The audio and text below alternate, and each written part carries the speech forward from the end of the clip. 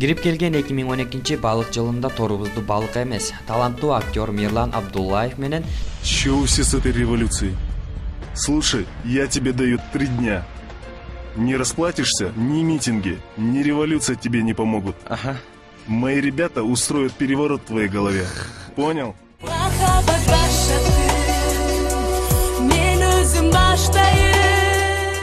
Махабат баянын мен өзүм баштайын деп ырдаган ырчы Зариге салдык. Алдын ала сүйлөшүүбүз боюнча Мирлан менен Зариге гезитибиздин башкы бетине өзгөчө фотосессия кылып, ошол эле учурда интервью кылабыз деп алып, ал үчүн каралбай калган мекемеге чакырдык. Көк муштун болуп, үшүгөндөрүнө карабай чыгармачылык деп жука кийинип, биздин айткандарыбыздын баарына көнүп жаткан каармандарыбыз тамаша торго чалынышты. Баарынан да бул жолкусунда тартуучу топ толугу менен актерлорго айландык. Ал эми окуянын кульминациясына жеткирүү үчүн дагы бир таланттуу актерду гримдеп даярдап алдык. Анда эмесе ишибизди баштадык.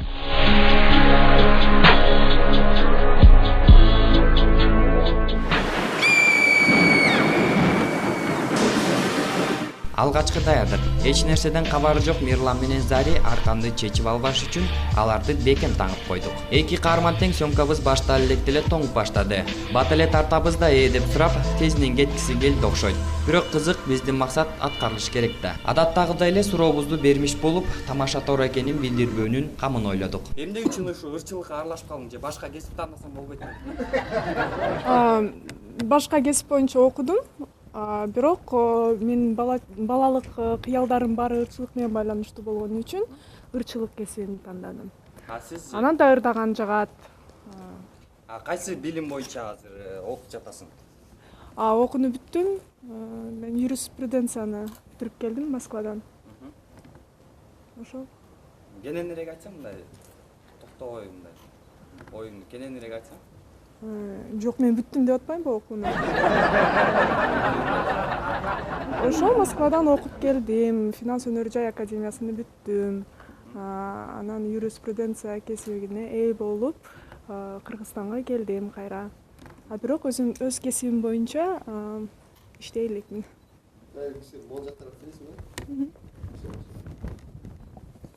Кайсы фильмдер жагат силерге? Ужастикпи?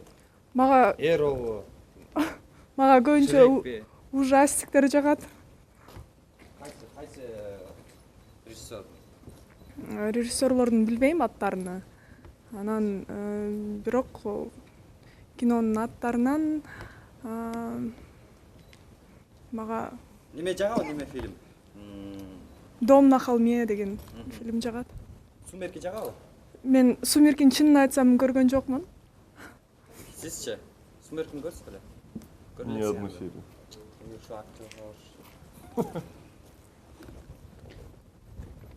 Так, анда Сумеркини көрбөсөңөр, анда Сумерки кылабыз, ошол ролду жаратып беришиңер керек.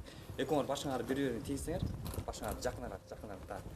Адилет жакыныраак тарсаң, крупный. Мен бир Сумеркиден бир строчканы билем да. Кайсы? Ушатай меня, Мен Сумеркини көргөн эмесмин, бирок ошону билем. Ушатай меня, Эдвард деген. Нет, я не хочу быть мыркой. Родился в городе Токмак, закончил школу, переехал в Бишкек, поступил в национальный. Закончил, все, начал заниматься кино. Заринин бетине күн чагылышып жаткандан улам кыйтык сөз таап, кызыкты баштагыбыз келди. Күн тип атабы Зари? Көзүнө күн тип атат, Адилет. Көзүнө күн тип атат деп атам мен. Карасаң көзүн ача албай атат азыр. Давай мындайраак жылдыралыбы кичине. Зари уштап көзү күнгө болбош үчүн мындай наркы бетке жылдырабы, көзгө жылдырабы. Мынакы жылдырабы, көзүнө күн тип атат кандай кылсак? Кичине ары жылсаңар? Жок, мындай жыласаңар, кандай жыласаңар? Я сейчас встану, Давайте, порвется. Ну-ка. Жылсаңар, Зари. Жылытам, таки так. Давай. Ай, жылбайсың бö. Ай, руки. Götürsen. Zaри, götür.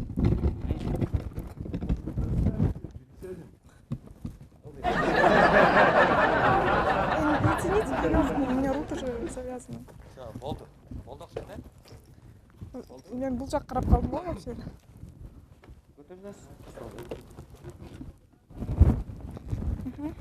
Удобно болдубу сага? Удобно эле? Так, кел, кайтайын. Зарин алсаң, бул жак кимди аласыңыз? Кимди алайын деп айтасыңарчы? Кимди алайын деп. Ходил на кастинги на Кыргызфильм и прошел. Таким образом стал актером. Бир-эки ооз сөз кыргызча айта аласызбы? Лучше не надо. Это будет смешно просто звучать, честно. Байке, биз биле своем кыргыз болгондон кыргызча сүйлөбөйт, Кыргызстанда жашап атат. Это ты сейчас о чем? О чём? Да. Вы кыргыз? Ну, хорошо, ладно, кыргыз. И Давайте так, на кыргызском. это не дает тебе права заставлять меня говорить на каком-либо языке. Серьезно. Мы живем в свободной стране, в светском государстве, и у нас нету такого, что обязан говорить на кыргызском языке. Мне перечислили 25 фильмов, тоже смысла не вижу. Что-то мне вообще не нравится, серьезно. Развяжите. Что за фигня? Чё, как к этим, блин, относитесь, как к сволочам каким-то? Нормально, В смысле нормальный? нормально кылып атпайлыбы байке? В смысле нормально? Ты вот сейчас относишься к нам как вообще... Каармандардын жинине тийген суроолорду берип баштаганда эле мындай суроолорду күтпөгөн Мирландын ачуусу чукул экен. Развяжи меня.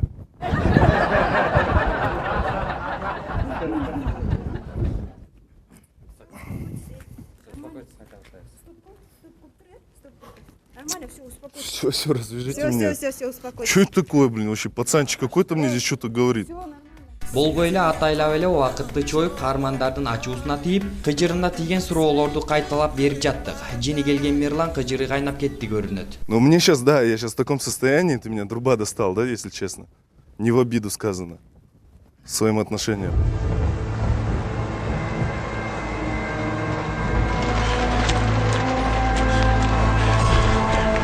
Я спокоен, просто, блин, такое отношение.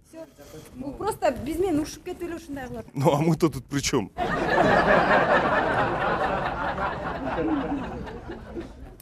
Ал эми Зариге кайрадан суроо узатып жатканыбызда ал коркуп кетти көрүнөт. Момпой эле жооп берип калды. А Мирландын болсо дагы деле ачуусу кете эле экен. Мирлан, айтсаң кайсы салондорго барасың көбүнчө? По салонам не хожу. А кайсы бутиктерден кийинесиң? В Дейзи иногда, а так, в принципе, где как. Без разницы. Понравилось, вещь купил, одел. Актерлордун акчасына багы жашоого болобу? Сатып атасың. Ну, в последнее время, да. Сейчас уже стали более или менее. А бир фильмден канча сом аласың сен? Ну, это примерно от 1000 сомов в день до 200-300 долларов. Смотря что за фильм, что за режиссер. Съемкабыз узарып жаткандан улам баятан бери карап турган Заринин продюсери Динара Эсенгулова жини келип кетти окшойт. Кызынын үстүн күрмөөсү менен жапкылап кирди. Учурдан пайдаланып, Мирландын дагы үстүн өзүнүн күрмөөсү менен тамашалап, биз ага жаба тууруну туура көрдүк. Сценарий боюнча эки каармандын кырдаалга болгон реакциясын, эмоциясын байкоо үчүн кесиптешим Бакыяна менен урушуп кеттик. Каяка эми? Сен тияқты алып атасың ба? Мен жөн эле сурап атам. Анда отуруп турбайлы баарыбыз эле 1 саат отуруп турбайлы. Давайте. Жинди бала, эмне болуп атасың сени? Эмне болуп атасың съемканын бузуп? Успокойся, а?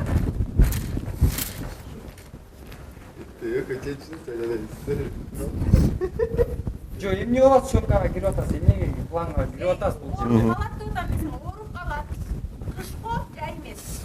Эми жарым саатта эмне болмок эле, ооруп, эмне болмок эле? Кечирип коесуң. Я уже Давай заболела. сен да чечинтип коесуң, анан кийин майкачан болуп атып. Ой, чечинип туруп берейин. Честный. Динара Эсенгулованын ачуусу келди окшойт. Үстүңдөгү күрмөөңдү чеч. Сен дагы суукта туруп көрчү деди. Сурообузду Заринин клиптеринин суммасына бурганыбызда, Зарин эгедир бул суроого такыр жооп бергиси келген жок. Ар жактан Динара эже дагы кошула кетти. Динара эже канча миң болуш керек? Айтып эле коесуң. Кандай? Жердин Канча? баасы канча? Потому что ар кайсы жерден ар кандай заказ кылабыз. Ар кайсы кишилер менен иштешебиз, ар кайсы автор ар кандай бааны айтат. Ошого жараша. Суммасы точно айтты. Суммасы точный жок, ар кайсы адам менен ар кандай иштешебиз, ошого жараша. Баягы көбүнчөсү айтып берет го, $1000 тартылган, $500 тартып жастырабыз деп элечи. Ырды жастырабыз депчи. Жок, ошону айтып коем, ар кандай, ар кайсы студиядан жаздырабыз. Бир эле студия же бир эле аранжировщик же бир эле оончу менен иштешпейбиз. Анан азыр биз айтып койсок, анан кийин өзүбүз договариваемся там, правильно? Азыр айтып коюп анан ар ким ар кандай жасырат да. Не бар не жок дегендей, бул окуядан кийин ачууланып алган Динара эжени тартуучу машинага барып келели деп четке чыгарып, орто жолдон тамаша деп айтып каармандарды эми тамашага чогуу салууга көндүрдүк.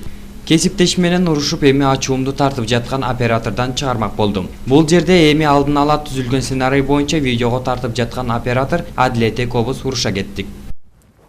Адилет.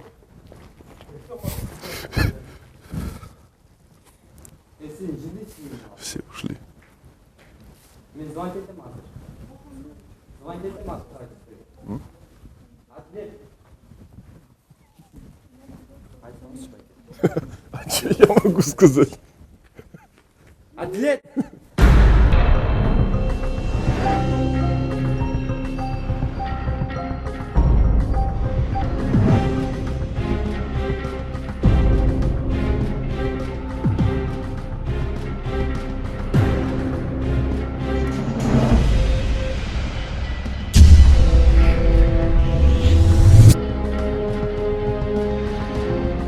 Ал эми каармандар бизди чечип койчу деп сүрөтчүдөн жардам сурап жаткан жери. Да?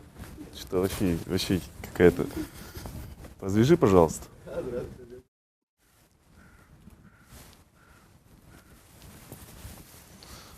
Еще завязали же хорошо. О, пипец. Туберкулез. Бедная моя. Развяжи нас, пожалуйста. Ошону менен байланган каармандарды унутуп койгон болдук. Эч нерсеге түшүнбөй калган каармандарыбыз азыр кайта келишсе керек дегендей олтура беришти. Арадан бир топ убакыт өттү. Эми жанатан бери мекеменин үстүңкү кабатында жашынып жаткан актёрубуз тиги экөөнү көрүп оозу ачылып таң калмыш болуп, булдуруктап экөөнү караса, Зари жардам сурап кирди. Здравствуйте. А можете рассказать бизде Аракештин образына кирип кеткен актёрубуз байлангандардын кийим кечесин карап, Заринин мойнундагы зер буюмун жулкуп тартып алайын деди эле, ырчыгыз кыйын экен. Үнүн болушунча Динара эже деп кыйкыра жолунуп алдыртпай жатты. Кыймылдаганга чулоосу жок чырмалган Мирлан Зариге болушмакчы болуп тепкиленип жатканда Шамдагы актёрубуз Мирландын бут кийимин чечагашты.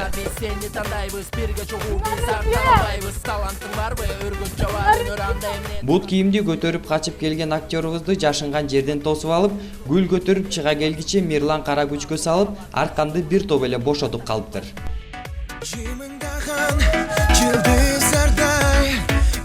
Жарыктардай сезилет го алжомоктой тартылат сыйкыры бардай мезгилден арттан. Биз кечеден бери даярданып аткан болчубуз. Атайын образды жаратуу үчүн көйнөк издеп, эртең менен эрте салонго барып, чачын баарын жасатып, макияж жасатып, аябай дайынданып келген болчубуз.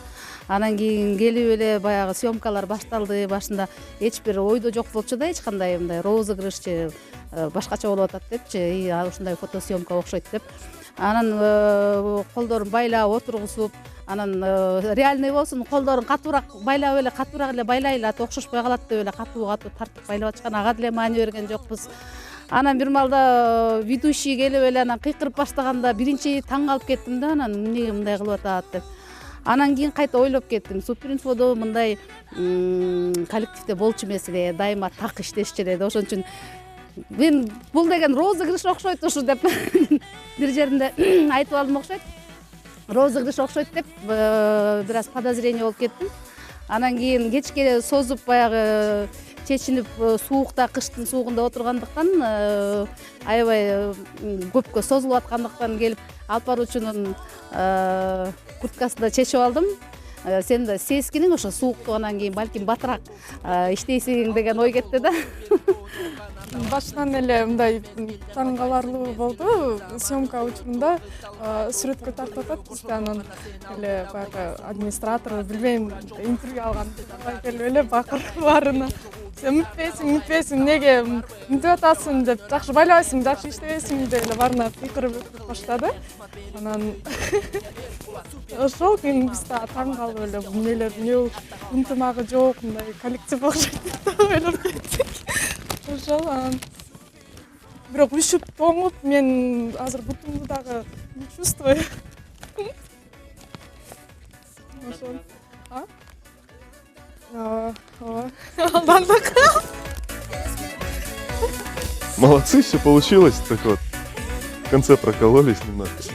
И оператор, и фотограф. А так, в принципе, хорошо. Молодцы. В кино вам надо идти. Да, меня просто такие псевдопатриотические эти задевают очень сильно, если честно. Башталганда интервью берген баке келип эле баарына бакырып өкүргөндө мен ойлоп кеттим да, бул кичине бака не хватает что ли, нервный деп. Аябай нервный келип кылыш керек экен да. Кыштын суугуна тоңуп, башында кабагым кашым дебей, Супер Инфо газетасынын башкы бетине сүрөткө түшөм деп келип, акыры тамаша торго чалынган Зари менен Мирлан Абдулдаев тамашаны тамашадай түшүнүп, кайсы бир жерде эмоцияга берилсе, кайсы бир жеринде өзүн карманганына баа бердик. Эмне демекчибиз? Рахмат силерге. Ишиңерди ийгилик коштоп, талантыңарды элге тартуулай бергиле.